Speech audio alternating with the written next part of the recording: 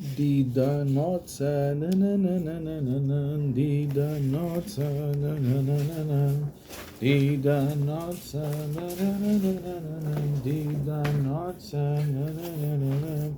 Bom, é importante entendermos que hoje é um dia muito especial pela Hassidut. Assim traz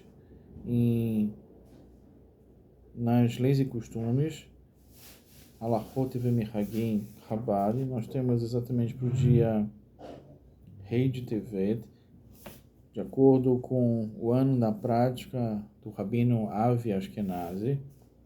5 de Tevet é um dia que deve ser aproveitado para aumentar os horários estabelecidos para o estudo da Torá, especialmente em público, nas palavras do Rebbe. Se você perguntar aos Sefarim, ou seja, aos livros, com a vitória deles, de Danotza, deve ser celebrada, eles responderão com a maior honra. Não é estarem na prateleira, ou seja, já é muito importante a gente ter livros sagrados em casa. Isso, inclusive, é uma recomendação racídica, cabalística, de trazer Kedushá para casa, mas que eles não fiquem só para acumular poeira, mas que eles saibam que a gente possa estudar neles e se empenhar em empregar o estudo da Torá. Tanto a parte Nigle revelada como Niste oculta, com o propósito de facilitar o cumprimento dos preceitos das mitzvot que devem ser observadas a todo momento, como a fé, amor e temor, o reconhecimento da unidade de Deus. Além disso, é costume expandir a biblioteca pessoal com sefarim dos Rebbeim, ou seja, dos livros dos nossos Rebbeim Chabad, com livros sagrados em geral também. Então, com essa alegria de Dida Notza, nós vamos ao nosso estudo do Sefer Yetzirah, livro atribuído a Avraham Avinu, com a tradução do hebraico para o português, do hebraico para o inglês, através do Rabino Aryeh Kaplan, e do inglês para o português, a tradução e notas de rodapé do amigo Irving von Rommelwener Pamplona, ou Avraham Pamplona. Então começamos no 3.2. Beshalosh Shemot Aleph Men Shem Sod Gadol Mufla Ve'Muchuso Ve'Tichon Beshesh Temeot Ve'etziu Machin O Ma'in Esh Memachin Noldado Avot Ume'evot Toldato. Então vamos da criação das letras e das suas derivações. Nós temos que as três letras mães, né, vamos usar aqui o diagrama do Gaon de Vilna para poder explicar. Consta na página 57 desse livro, que é da editora Sef, uma tradução maravilhosa e uma explicação muito boa quanto a isso. Então nós temos que as letras mães temos Aleph, Mem e Tav. 3. Letras duplas, nós temos Vav, Rei, Het, Zain, Yod, Bet, Lamed, Nun, Ain, Samer, Sad, Kuf. Total 12. E as simples, nós temos aqui, que seria Gimel, Dalet, Pei, Haf, Het, Resh e Bet. Total, nós temos 7 mães, 3, duplas 12, simples 7, total 22 letras. Coberto e selado com 6 anéis. No decorrer do nosso shiur, vamos entender o que são esses 6 anéis. E delas emanaram, agora vamos em relação aos elementos ar, água e fogo. E delas nascem pais, e dos pais descendentes, ou seja, das letras mães, as variações. Isso se refere também tanto em relação a elementos, como também ao aspecto energético. A palavra usada para místico é mufla, né? Men, Vav, Pei, Lamed, Aleph. E então ela está intimamente relacionada e ela compartilha do mesmo shorish, ou seja, da mesma raiz da palavra Peliá, que é Pei, Lamed Yud, Aleph, Rei, usada em relação aos 32 caminhos de sabedoria. Conforme discutido antes nos Pasukim e versos anteriores, e essa é a razão para que através das letras mães pode-se entrar no domínio da consciência do Horma, que é a sabedoria, que é a porta de entrada do transcendental. Então, quando a gente tem livro sagrado, quando a gente abre o livro sagrado, daí os olhos são as portas, que são as janelas para a alma, e os livros são as janelas não só para o desconhecido, mas para o conhecimento. Porque através dos livros a gente começa a preparar o nosso recipiente para essa compreensão. Eu lembro, e eu atrevo-me a falar, e eu acredito que eu sou o único a comentar sobre esse ponto, e que com a ajuda dos céus que possa ser escrito, que os 32 caminhos também podem ser 33, porque nenhum dos sistemas e anagramas e diagramas conta a Sefirah, a esfera móvel, que é da At, que é o conhecimento. Então, na verdade, eu humildemente trago que podem ser 33 caminhos, não só 32 caminhos como traz a tradição. Esse é um humilde perus, e claro, isso se refere e se dá com aquele que está colocando o conhecimento em movimento. As 3 letras mães também estão relacionadas ao mistério do Shem, do nome divino. O Sefer Yetzirah, ele afirma e escolheu 3 letras do mistério das 3 mães, como traz Aleph, Men, Shin, e assim as letras mães são as raízes das letras do tetragramaton. Ou seja, nós temos 3 letras em hebraico, Yud, Rei, Vav. Eu dei uma pausazinha para não falar junto, que é um nome sagrado. E segundo os cabalistas, Yud deriva do Men, Rei do Shin e Vav do Aleph. Então esse nome sagrado, que é também um Shoresh do tetragramaton, tem uma relação com as 3 letras mães. E representa então um mistério ainda mais profundo que o tetragramaton. Então isso quer dizer para a gente que existem alguns nomes divinos, entre eles o próprio tetragramaton, que existe, digamos assim, a força e a incidência de outras letras, como no caso das letras mães. Então, o tetragramaton, ele se relaciona e está conectado unicamente às 10 sefirot, né? Como a gente consta e vê através dos diagramas apresentados na página 57 e 56 desse livro tão interessante que é da editora Sefer em português.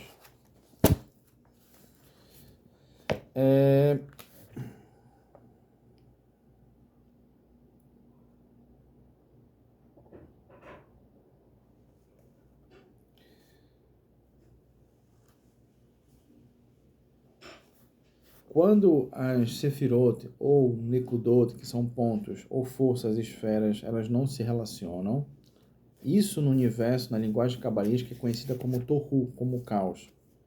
Então a gente aprende com isso que o Mussar, ou seja, um elemento ético e a própria da Hassidut, é que a gente tem que se comunicar.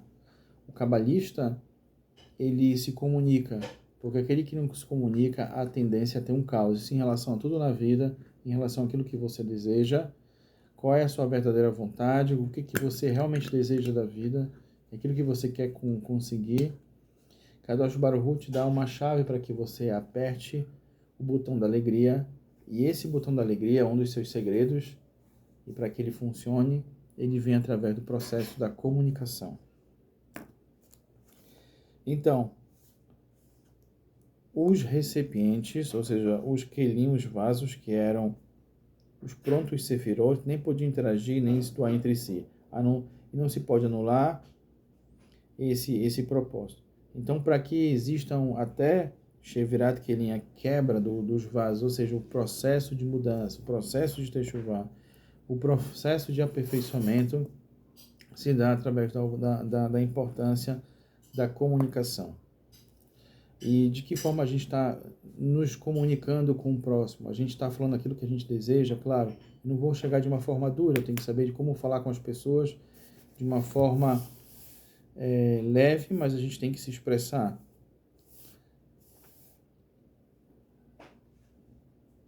Então, os pedaços desse recipiente, desses vasos, eles caem no nível espiritual inferior e posteriormente convertem-se na fonte de todo o mal.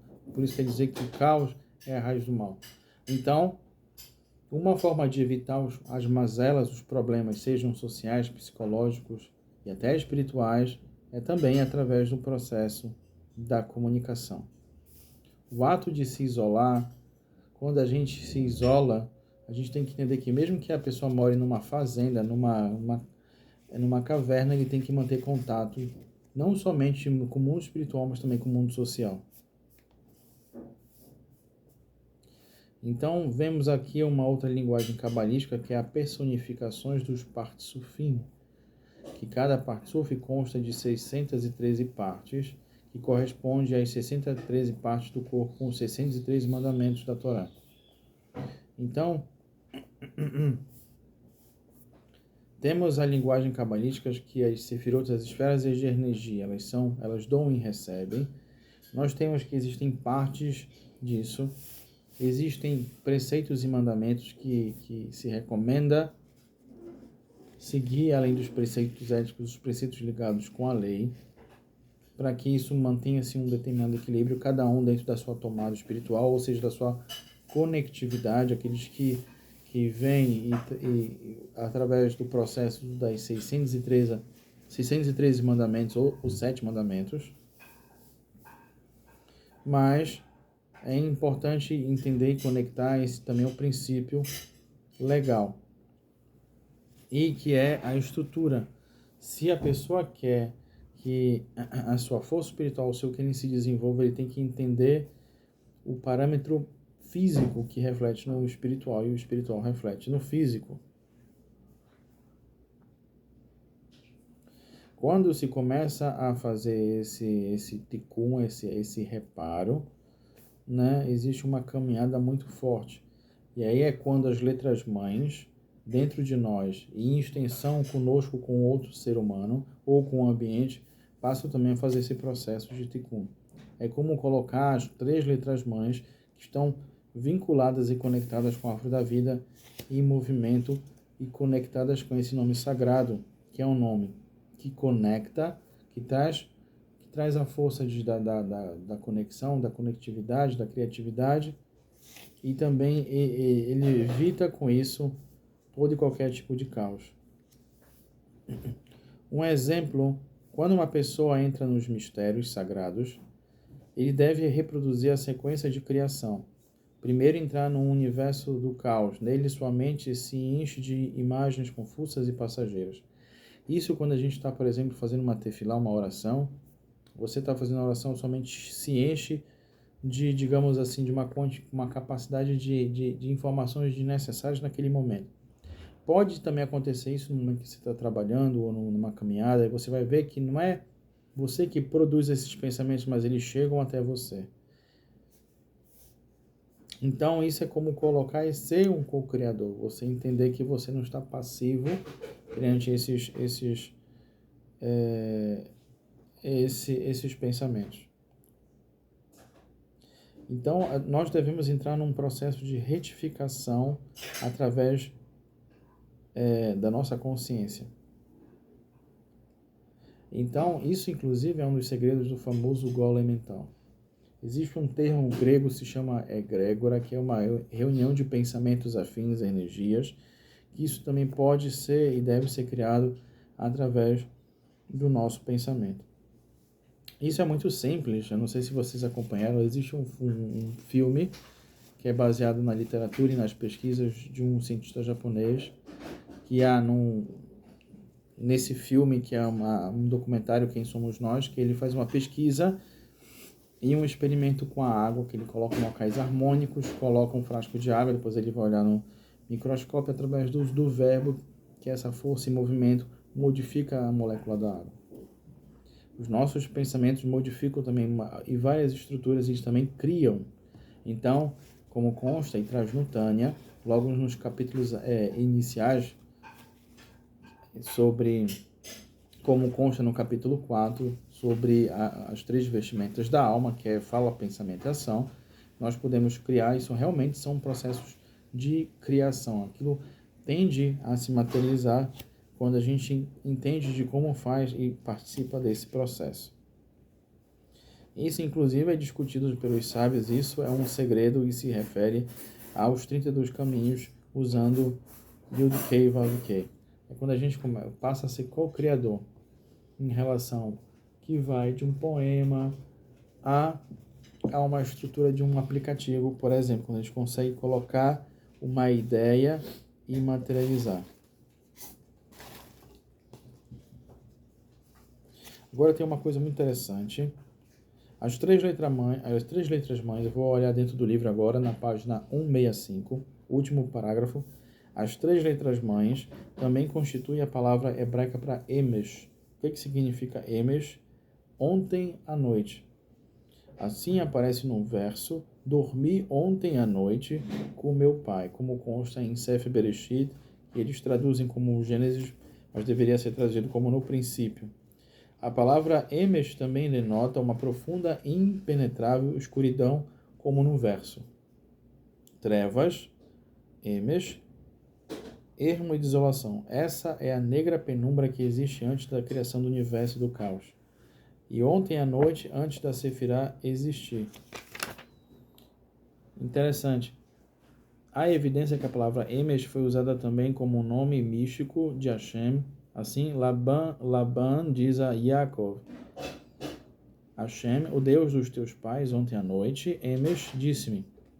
Ou seja, a revelação de Hashem para Laban. Isso também pode ser facilmente lido, o Deus dos teus pais disse-me. Do mesmo modo, Yaakov diz, e emes sentenciou. E essa face, que também é um dos nomes de Deus, isso significa que Hashem, Deus também, ele pode se manifestar na escuridão, né? Aí existem vários processos poéticos, como a escuridão da alma, a noite escura da alma, e alguns filósofos medievais, como consta no livro Os Alquimistas Judeus, do escritor Rafael Patai, ele usa o termo nigredo, que é exatamente essa escuridão, mas a escuridão pode ser vinculada a uma ausência de uma informação, a escuridão física, a ausência da luz, e o aspecto da Hassidut é a gente levar a luz através da ausência desse conhecimento.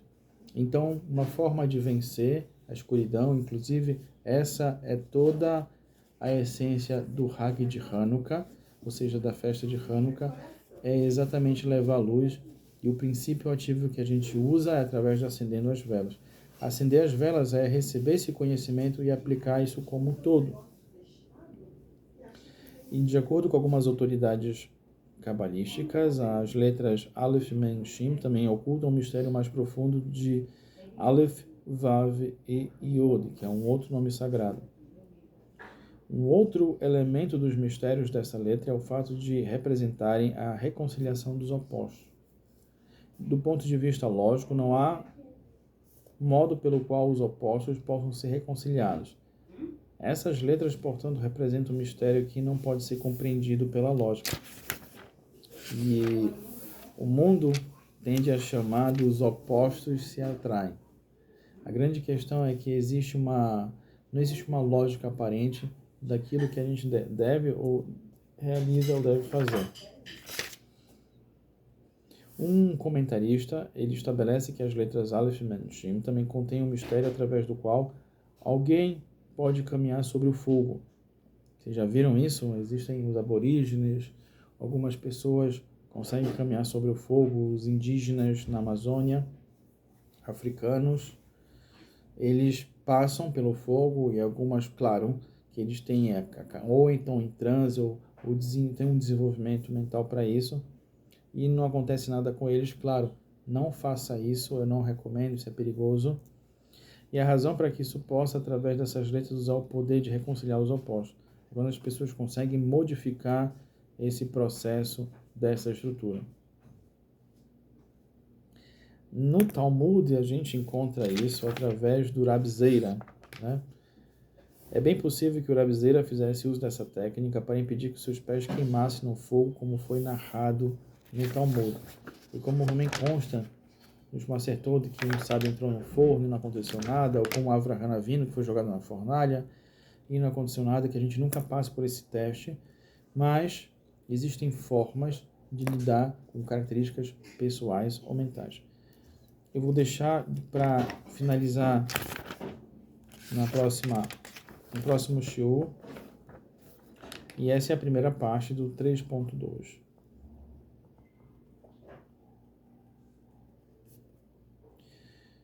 Um exercício muito bom para a gente, para cada um de nós, para perceber essas forças, essa alteração mental, é a gente perceber, por exemplo, como um karateca, um judoca, uma pessoa que faz artes marciais consegue se manter calmo durante uma apresentação. Ou quando um jogador de basquete recebe a bola, todos sabem que ele que vai fazer o arremesso de 3 pontos e ele consegue acertar. Ou quando, isso de há pouco tempo, na final do Mundial de Futebol, um determinado goleiro ele estudou, os jogadores ele conseguiu pegar os pênaltis, só que no segundo pênalti a mão dele já estava quebrada e ele segurou mais 2 pênaltis, mesmo com a mão quebrada. Que força é essa que a gente consegue impulsionar? Só coisas boas. Shabbat Shalom.